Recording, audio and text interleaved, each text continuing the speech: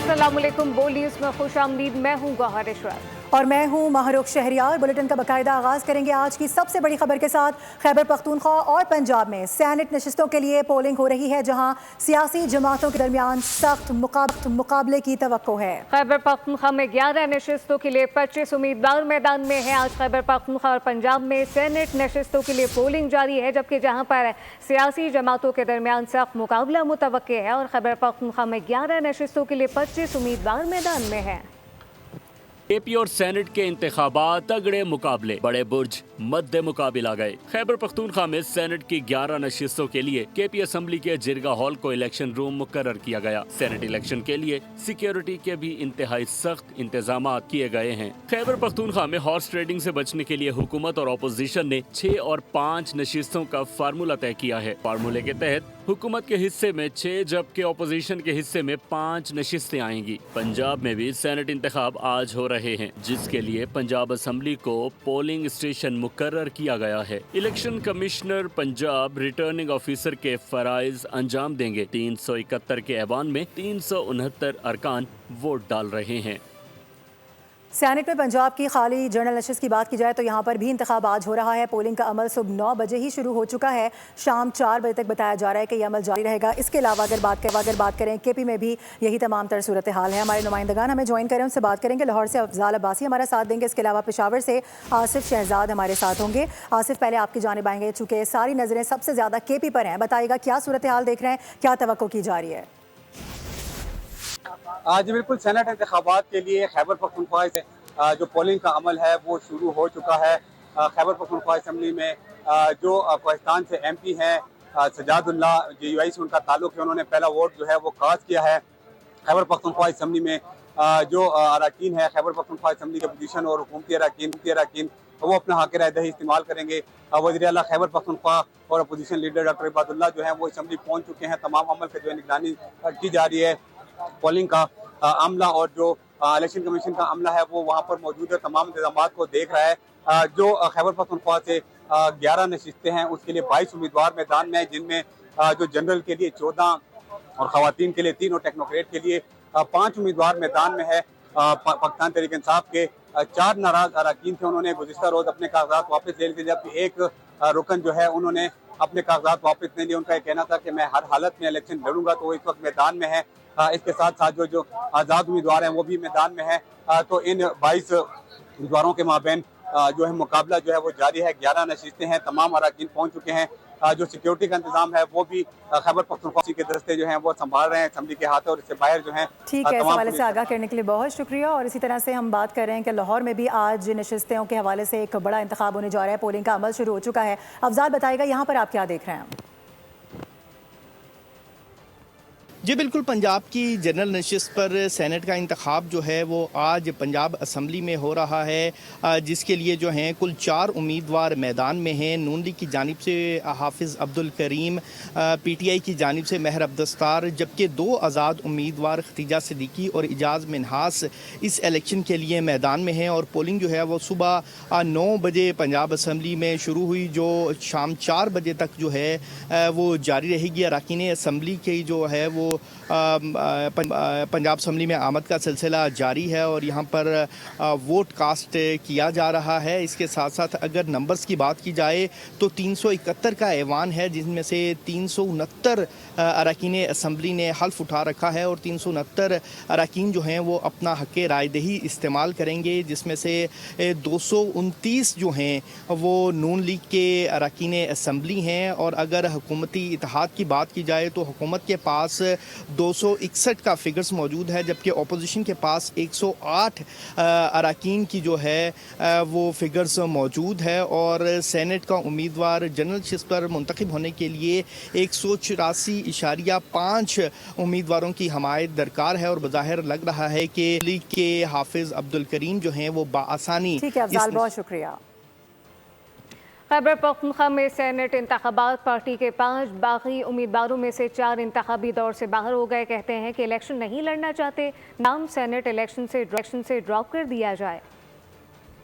KP में मखसूस नशिस्तों पर हल्फ के बाद ऐवान मुकम्मल। आज सेनेट की 11 नशिस्तों पर 25 उम्मीदवार मैदान में हैं। पीटीआई के नाराज ग्रुप के 4 उम्मीदवार सेनेट इलेक्शन से दस्तबरदार हो गए। इरफान सलीम, इरशाद हुसैन, आयशा बानो और वकास औरकजई इंतखाबी दौड़ से बाहर हुए। जराये के मुताबिक उन्हें कायल किया गया कि इलेक्शन लड़ना सियासी नुकसान हो सकता है। मखसूस नशिस्तों पर अरकान के हल्फ के बाद सेनेट इलेक्शन के लिए ऐवान मुकम्मल हुआ। बाकी उम्मीदवारों के पीछे हटने से सियासी गैर यकीनी में कमी आई है। जबकि खैबर पख्तूनख्वा में मखसूस नशिस्तों पर मुंतखब अरकान असम्बली की गवर्नर हाउस में हलफ बर्दारी का मामला अब अदालत जा पहुंचा है। खैबर पख्तूनख्वा असम्बली की मखसूस नशिस्तों पर मुंतखब मेंबरान की हलफ बर्दारी चैलेंज कर दी गई है। वज़ीर आला अली अमीन गंडापुर और स्पीकर ने गवर्नर हाउस में इस हलफ बर्दारी को चैलेंज किया है। वफाकी हुकूमत, registrar Peshawar high court, governor election commission समेत दीगर को इसमें फरीक बनाया गया है। दरख्वास्त में मौक़िफ़ इख्तियार किया गया है कि स्पीकर सूबाई असम्बली ने मुंतखब मेंबरान से हलफ लेने से इनकार नहीं किया था। दूसरी जानिब स्पीकर केपी असम्बली का चीफ जस्टिस को खत भी अरसाल। गवर्नर की जानिब से हलफ लेने पर तहफ़्फ़ुज़ात का इजहार किया गया। खत में बाबर सलीम सवाती ने मौक़िफ़ इख्तियार किया कि आर्टिकल 130 और 255 की रोशनी में स्पीकर खुद मुख्तार आइनी अथॉरिटी होता है। गवर्नर ने हलफ लेकर आइनी हुदूद से तजावुज़ किया है। आपको ये बता दें कि यहाँ मामला है, इस पर बाकायदा तौर पर इसको चैलेंज किया गया है। खैबर पख्तूनख्वा असम्बली की मखसूस नशिस्तों पर मुंतखब मेंबरान की हलफ बर्दारी को चैलेंज किया गया है। ये बताया जा रहा है कि वज़ीर आला अली अमीन गंडापुर और इसके साथ साथ स्पीकर ने गवर्नर हाउस में इस हलफ बर्दारी को चैलेंज किया है। मौक़िफ़ इख्तियार किया गया है, इसमें फ़रीक बनाया गया है। दरख्वास्त में मौक़िफ़ ये है कि स्पीकर सूबाई असम्बली ने मुंतखब मेंबरान से हलफ लेने से इनकार किया है।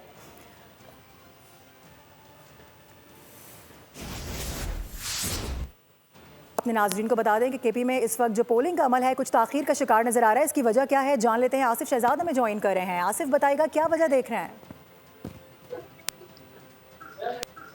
जी बिल्कुल, खैबर पख्तूनख्वा में सेनेट इंतखाबात के लिए पोलिंग का अमल शुरू हुआ तो उसके बाद जब खैबर पख्तूनख्वा के वज़ीर आला और अपोजिशन लीडर असम्बली पहुंचे तो उनके माबैन जो है मुज़ाकरात का अमल जारी हुआ। जिस हवाले के जो पोलिंग का अमल है वो इस वक्त ताख़ीर का शिकार है। जो मुज़ाकरात हैं वो इस हवाले से किए जा रहे हैं कि बिला मुकाबला तमाम उम्मीदवार जो हैं वो कामयाब कराया जाए और तमाम ये फार्मूला है जो कि हुकूमत और अपोजिशन के माबैन हुआ था उस हवाले पर अमल दरामद किया जाए। तो इस हवाले से जो हुकूमत और अपोजिशन जमातें हैं वो वहाँ पर मुज़ाकरात के अमल में मौजूद हैं। जिस हवाले से जो पोलिंग का अमल है वो इस वक्त ताख़ीर का शिकार है। बताया जा रहा है कि जब मुज़ाकरात का अमल मुकम्मल हो जाएगा उसके बाद फैसला किया जाएगा कि पोलिंग की जाती है या फिर बिला मुकाबला उम्मीदवारों को कामयाब कराया जाता है। अच्छा आसिफ, ये भी बताएगा इससे कबल अली अमीन गंडापुर की जानिब से तो बाकायदा मौक़िफ़ इख्तियार किया गया था। उन्होंने इस हवाले से प्रेस टॉक भी की थी, मीडिया से गुफ्तगू की थी कि जो मामलात हैं अपोजिशन और गवर्नमेंट के वो तय हो गए हैं। किस तरीके से वोटिंग करनी है, किस तरीके से ये अमल होगा, ये वाज़ेह कर दिया गया है। इसके बाद भी कुछ अभाम रह गया है? जी देखें, हुकूमत और अपोजिशन के माबैन तमाम उमूर पर जो इख्तिलाफ़ात थे वो ख़त्म हो गए थे। जिसके बाद जो पाकिस्तान तहरीक इंसाफ के अंदरूनी इख्तिलाफ़ात थे वो सामने आए थे, जिनमें उनके उम्मीदवार जो है उन्होंने कागजात वापस लेने के इनकार कर दिया था। जिनमें इरफान सलीम, वकास औरकजई, इरशाद हुसैन और जो दीगर उम्मीदवार थे वो मैदान में थे। उन्होंने जो गुज़िश्ता रोज़ तमाम उम्मीदवारों को मना लिया गया, लेकिन एक जो उम्मीदवार है जिसका नाम खुर्रम निशान बताया जा रहा है वो जो है उन्होंने कागजात वापस लेने से इनकार कर दिया। तो जिसके बाद जो पोलिंग का अमल है वो शुरू किया गया। तो इस वक्त वज़ीर आला खैबर पख्तूनख्वा और अपोजिशन लीडर डॉक्टर बात जो है इसी मामले पर इस हवाले से अभी मुज़ाकरात किए जा रहे हैं कि आगे आया होना क्या है। आपसे मज़ीद भी जानते रहेंगे। फिलवक्त आपका बहुत शुक्रिया आसिफ। अफसोसनाक खबर यह है कराची के इलाके साइड सुपर हाईवे पर फायरिंग से एक नौजवान जान बहक हुआ है। मकतूल की शनाख्त 18 साल इखलाक के नाम से कर ली गई है। पुलिस कत्ल को ज़ाती दुश्मनी का शाखसाना करार दे रही है, जबकि मकतूल फैक्ट्री का मुलाजिम बताया जाता है जिसका आबाई ताल्लुक सखर से था। अपने नाज़रीन को बता रहे हैं कराची के इलाके साइड सुपर हाईवे पर फायरिंग से एक नौजवान जान बहक हुआ है। बताया जा रहा है कि मकतूल की शनाख्त 18 साल इखलाक के नाम से कर ली गई है। पुलिस कत्ल को ज़ाती दुश्मनी का शाखसाना करार दे रही है। सखर के इलाके पनवाकिल में डाकू ने डकैती के दौरान फायरिंग करके 3 अफराद को कत्ल कर दिया था। वाक़े में मुलविस 4 डाकू पुलिस मुकाबले में हलाक हो गए। इस बारे में मज़ीद तफ़सीलात आपको बताएं। सखर के इलाके पनवाकिल में डाकू ने डकैती के दौरान फायरिंग करके 3 अफराद को कत्ल कर दिया था। तफ़सीलात शाहिद अली से जानते हैं। जी शाहिद। सूरत हाल ये है कि पनवाकिल में गुज़िश्ता शब मुबारकपुर के इलाके में भाई खान गोट के करीब डाकुओं के गिरोह ने महर बरादरी के 3 नौजवानों को रोका था और उनसे डकैती की। उन नौजवानों ने मज़ाहमत की जिस पर डाकुओं ने उस पर अंधाधुंध फायर खोल दिया। अहमद अली महर नामी नौजवान मौके पर हलाक हो गया था, जबकि दो हफीज़ महर और निसार महर ज़ख्मी हालत में अस्पताल पहुंचाए गए थे। ये दोनों भी ज़ख्मों की ताब न लाते हुए इंतकाल कर गए। इस वाक़े की इतला मिलते ही एसएसपी सखर अजहर खान मुगल की क़यादत में पुलिस टीम ने जो है उस पूरे इलाके की नाकाबंदी कर ली। डाकू जो है वो गन्ने की फसल में छुप गए थे, जिसके बाद पुलिस और डाकुओं के दरमियान मुकाबला हुआ है और एसएसपी अजहर खान मुगल के मुताबिक 4 डाकू इसमें हलाक हुए हैं। इनके कब्जे से क्लैशनकोफ और दीगर असलहा बरामद हुआ है। इनकी शनाख्त की जा रही है और जो इलाका मकीन थे इन डाकुओं की हलाकत पर उन्होंने पुलिस के हक में ज़बरदस्त नारेबाजी की है। ये मैं बताता चलूँ कि सखर पन्नवाकिल कच्चे के इलाके में डाकुओं के मुताबिक गिरोह सरगर्म अमल है जो ये वारदातें करते हैं। शाहिद अली अपडेट कर रहे थे, आपका शुक्रिया। उधर खैरपुर पुलिस काम की जगह कारनामे से अंजाम देने लगी है। 2 साला बच्चे इफ्तिखार शर पर कब्जे और हमले का मुकदमा दर्ज कर लिया गया है। बताया जा रहा है कि मुकदमे के मुताबिक बच्चे ने डंडों से हमले करके ज़मीन पर कब्जा करने की कोशिश की है। बच्चे के वुरसा शदीद गुस्से में है। पुलिस के खिलाफ एहतजाज किया जा रहा है। IG सिंध से फौरी तौर पर नोटिस लेने का मुतालबा किया गया है।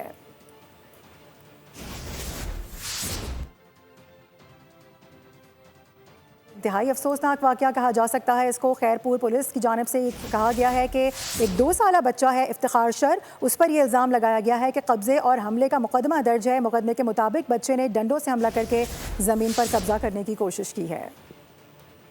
कराची में फ्लैट से मॉडल और मेकअप आर्टिस्ट हुमैरा असगर की लाश मिलने के केस में अहम पेशरफ सामने आ गई है। हुमैरा का मोबाइल फ़ोन आखिरी बार 5 फरवरी 2025 को ऑनलाइन था, जबकि व्हाट्सएप पर लास्ट सीन की बात की जाए तो तारीख 7 अक्टूबर 2024 की थी। ये इंकशाफ इनके स्टाइलिश दानिश मकसूद ने किया है। दानिश मकसूद के मुताबिक रवा साल फरवरी तक हुमैरा के व्हाट्सएप पर DP भी नजर आती रही। कराची से लापता होने वाली मॉडल और मेकअप आर्टिस्ट हुमैरा असगर के केस में यह अहम पेशरफ सामने आ गई है। अहम केस से मुतालिक आपको आगाह करें, नूर मुकदम कत्ल केस में सदर से रहम की अपील की गई है। सजाए मौत के मुजरिम जाहिर जाफर की दिमागी हालत के तयन के लिए मेडिकल बोर्ड आज अडियाला जेल में जाकर तिबी मुआयना करेगा। मुजरिम जाहिर जाफर के लवाहिकीन ने सदर पाकिस्तान से रहम की अपील कर रखी है। सदर ममलिकत ने मुजरिम की तिबी मुआयने की रिपोर्ट भी तलब कर रखी है। नायब वज़ीर आज़म और वज़ीर ख़ारजा साकदार सरकारी दौरे पर न्यूयॉर्क पहुँच चुके हैं। वो अक़वाम मुत्तहिदा की सलामती कौंसिल में पाकिस्तान के नुमाया इजलासों की सदारत करेंगे। अक़वाम मुत्तहिदा में पाकिस्तान के मुस्तकिल मंदूब सफ़ीर आसिम इफ्तिखार अहमद और अमरीका में पाकिस्तानी सफ़ीर रिजवान सईद शेख ने एयरपोर्ट पर इनका इस्तकबाल किया। नायब वज़ीर आज़म न्यूयॉर्क और वाशिंगटन DC में मुख्तलिफ आलमी रहनुमाओं और आला हुकाम से मुलाकातें करेंगे, जिसका मकसद पाकिस्तान के सिफारती ताल्लुकात को मज़ीद मजबूत बनाना और इलाकाई आलमी अमूर पर तबादला ख्याल करना है।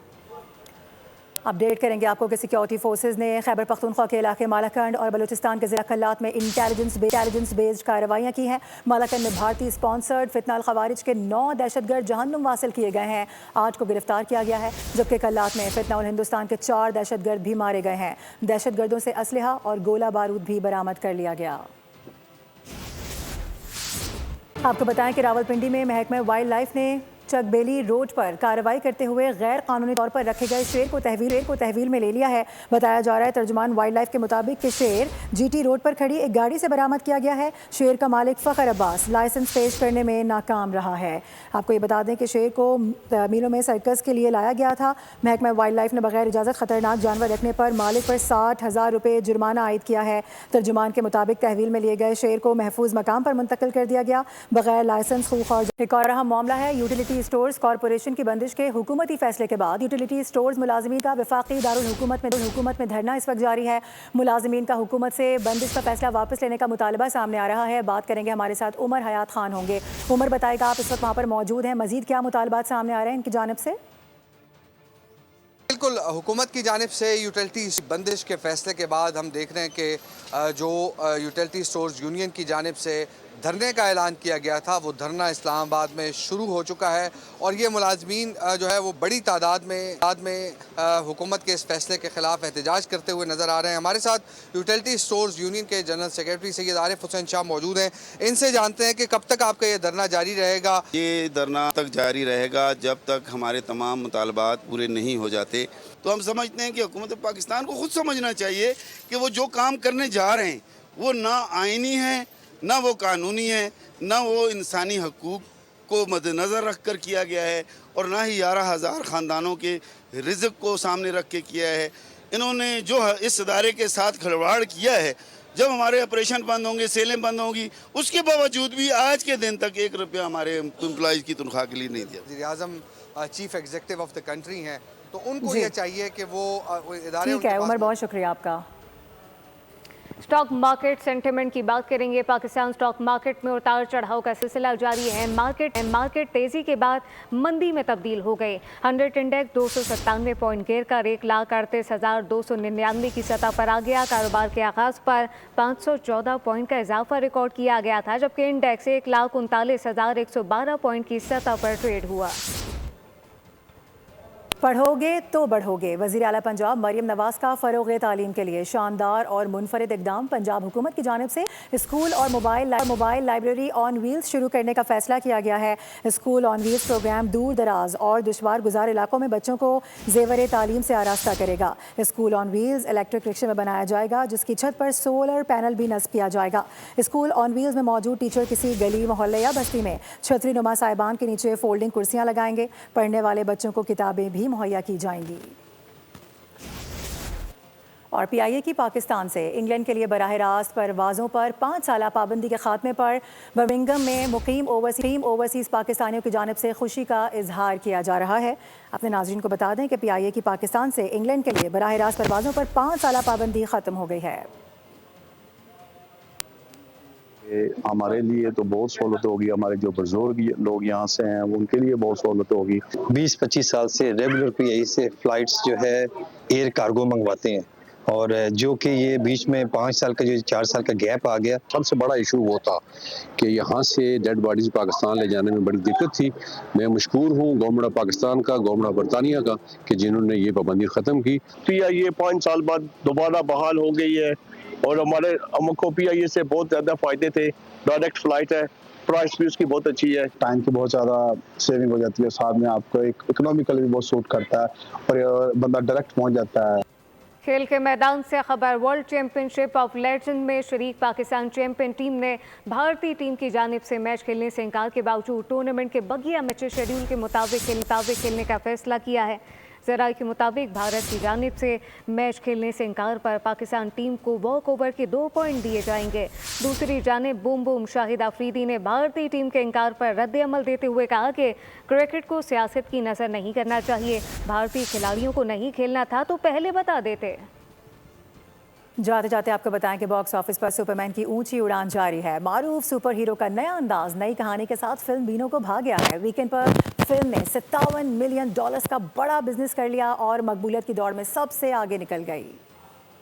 न्यूज़ बुलेटिन से फिलवक्त इतना ही। विजिट कीजिए bolnews.com और रहिए बोल के साथ।